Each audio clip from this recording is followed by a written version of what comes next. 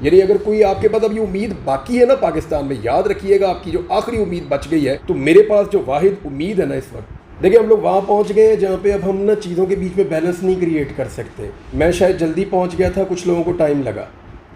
میں نے اس کا فیصلہ آج سے 2-2.5 سال پہلے کر لیا تھا. مجھے لگا کہ یہ ملک جس طرف جا رہا ہے بہت پولرائزیشن بڑھ جائے گی، اور مجھے لگا کہ یہاں پہ اپنی پوزیشن لینی پڑے گی رول آف لاء کے ساتھ، فریڈم آف اسپیچ کے ساتھ اور ہیومن رائٹس کے ساتھ. آپ کو اپنی ایک پوزیشن لینی پڑے گی، چاہے آپ کو اس کی قیمت چکانی پڑے. پھر میں نے چکائی بھی. اب میرے بہت سارے ایسے دوست ہیں جو اس وقت یہ پوزیشن نہیں لے رہے تھے. میں نام نہ بھی لوں تو آپ کی آنکھوں کے سامنے ان کے چہرے نظر آ رہے ہیں. وہ اب وہ پوزیشن لے رہے ہیں جو ہم نے 2-2.5 سال پہلے 3 سال پہلے لی تھی. آپ کے جیسے میرے جیسے صحافی اس وقت یہ کہہ رہے تھے کہ یہ غلط ہونے جا رہا ہے، حالانکہ میں یہ کہا جاتا تھا اس سے پہلے بھی تو غلط ہوتا رہا ہے. لیکن دیکھیں اس دفعہ جو ہوا وہ ایک ایکسٹریم ہے. یعنی اس لیول پہ ہم نے یہ چیزیں ہوتی ہوئی کبھی نہیں دیکھی، خاص طور پہ پنجاب میں تو ہم نے نہیں دیکھی. کے پی کا ایک الگ قسم کا خیبر پختونخوا کا ماحول ہے. آپ لوگوں نے یہاں پہ آپریشنز فیس کیے ہیں، آپ لوگوں نے یہاں پہ دہشت گردی کا مقابلہ کیا ہے، بڑی عجیب اور مشکل چیزیں دیکھی ہیں، قدرتی آفات بھی دیکھی ہیں. لیکن پنجاب میں یہ چیزیں ایسے نہیں تھیں نا. پنجاب میں پہلی مرتبہ یہ ساری چیزیں وٹنس ہو رہی ہیں کسی ڈیموکریٹک دور میں. ڈکٹیٹرشپ میں ہوتی تھیں لیکن محدود پیمانے پہ ہوتی تھی اور محدود جگہوں پہ ہوتی تھی. اتنا بڑا سکیل ان کا کبھی بھی نہیں تھا. مثال کے طور پہ کل ایک لڑکی کو عدالت چھوڑتی ہے اور وہ جیسے ہی وکیل کے آفس پہنچتی ہے تو اس عدالت کو سادہ کپڑوں والے لوگ گھیر دیتے ہیں، اور پھر وہ لڑکی ہنستی ہوئی باہر آتی ہے اور آ کے دوبارہ گرفتاری دے دیتی ہے. اب پولیس رات گئے تک یہ سوچ رہی تھی اس پہ پرچہ کون سا ڈالے. آج آپ کے سوات کے ہی گل حسن اورنگزیب صاحب ہیں، سوات کا بیٹا، اور آپ لوگوں کو فخر ہونا چاہیے ان کے اوپر، کیونکہ میں نے ان کی عدالت میں کھڑے ہو کر ایک مقدمہ لڑا ہے اور مجھے ایسا محسوس ہوا کہ ایکچولی جج کو جیسا ہونا چاہیے.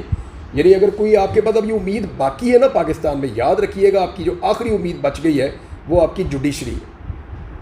عدلیہ کے علاوہ آپ کے پاس کوئی امید نہیں بچی جو آپ کو انصاف دے، جو پاکستان کو واپس ٹریک پہ لے کر آئے، ڈیموکریسی کو اور آئین کو بحال رکھے، اور پاکستان کے اندر رول آف لاء اور اسپیشلی جو انسانی حقوق ہے ان کے حوالے سے وہ اپنا رول پلے کرے. صرف آپ کے پاس عدلیہ بچ گئی ہے، کیونکہ ہم سارے پارٹی بن گئے. میڈیا بھی پارٹی بن گیا. یا تو میڈیا کھڑا ہے فسطائیت کے ساتھ یا کھڑا ہے مظلوم کے ساتھ، بیچ میں کوئی بھی نہیں ہے. اس کے بیچ میں ہم بیلنس کر ہی نہیں سکتے نا. بیلنس آپ وہاں کرتے ہیں جب ایک چیز کے اوپر ڈفرینس آف اوپینین ہوتی ہے. مثال کے طور پہ ایک سڑک بننی ہے، اب ایک شخص کہے گا نہیں جی اس کو تھوڑا سا ایسے بنا لے، دوسرا کہے گا نہیں جی اس کو تھوڑا سا ادھر سے بنا لے. تو یہاں پہ آپ صحافی اپنے آپ کو بیلنس کر سکتے ہیں، جی دیکھتے ہیں کون صحیح بات کر رہا ہے، دونوں کی بات سن کے لوگوں تک پہنچا دی. یہ بیلنس یہاں ہم کر سکتے ہیں.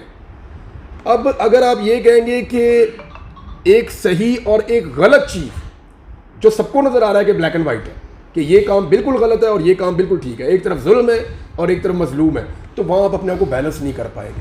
تو انفارچونیٹلی پاکستان وہاں پہنچ گیا جہاں صحافیوں کے لیے اپنے آپ کو بیلنس کرنا ممکن نہیں ہے.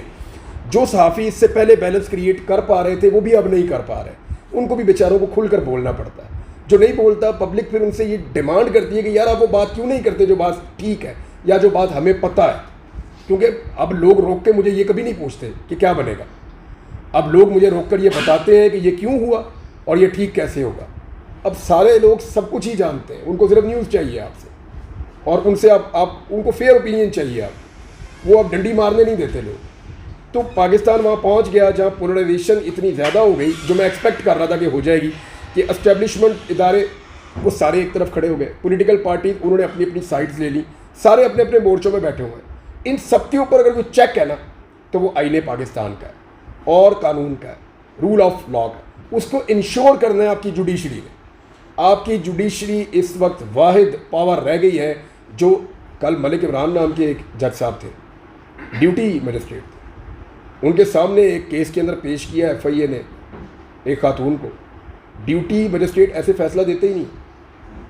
لیکن نئی پریسیڈنٹ سیٹ ہو رہی ہیں، ججز حوصلہ کر رہے ہیں کہ بھئی میرا اختیار ہے، اگر اس سے پہلے میں نے اپنے اختیار کو استعمال نہیں کیا تو انصاف کے لیے آج میں کرتا ہوں استعمال. میں خود تقریباً 3 درجن مقدمے میں نے لڑے اور میں 2-3 میں ابھی میری بیل ہے، باقی سب میں باعزت بری ہوا ہوں. میں لگ بھگ کوئی 2-2.25 درجن یا 2.5 درجن مقدموں میں باعزت بری ہوا ہوں. تو میں جہاں باعزت بری ہوں وہ میں یہ لوور کورٹ سے ہوں. انہی ججز نے حوصلہ کیا. ان کے اوپر جتنا پریشر تھا میں آپ کو بتا نہیں سکتا. بدترین پریشر کے باوجود ججز کے اوپر جو پریشر ہے وہ ہمیں پتہ چل جاتا ہے اس دن پتہ نہ چلے، بعد میں پتہ چل جاتا ہے. تو وکلا بتاتے ہیں، بات نکل جاتی ہے. بدترین پریشر یا پریشر ڈالنے والے بھی بعض اوقات بتا دیتے ہیں کہ ہم نے یہ بھی ٹرائی کیا تھا. تو بدترین پریشر کے باوجود ججز نے انصاف دیا ہے. تو میرے پاس جو واحد امید ہے نا اس وقت، وہ عدالت سے ہی، عدلیہ سے، کہ وہ ہمیں اس بھور سے نکالے گی.